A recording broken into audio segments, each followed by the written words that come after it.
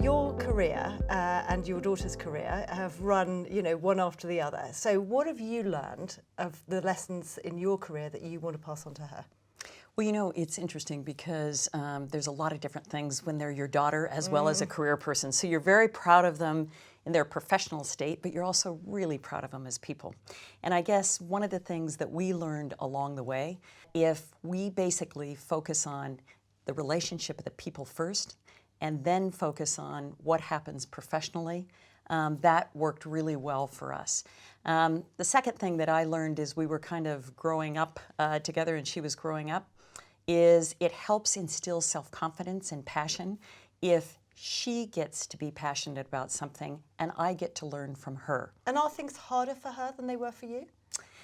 I don't think so. I think that probably in different ways, perhaps, but there's a lot of the same similarities. You go through where it's only about you in life as you're growing up, and then you have to be balancing work and a partner and maybe children and all of those types of things. And I think that there's a lot of those learnings that we had that continue on.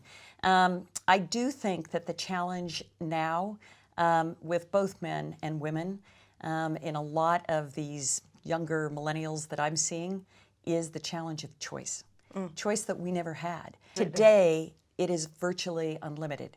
You can go anywhere, you can be global, you can do this, you can do that. There's so many choices.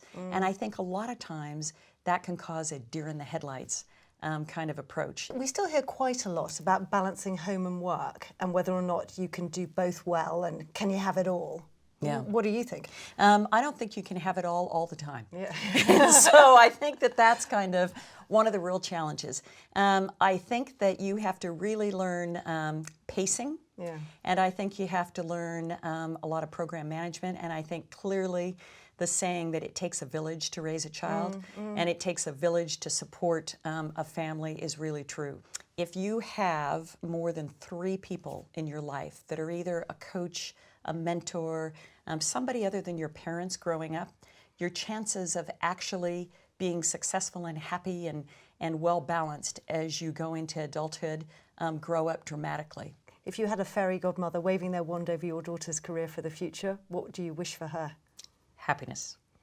And she is so amazing and so wonderful because she has achieved so much more in the whole package that we want to talk about at 28 years of age than it took me like into my 50s to figure that out.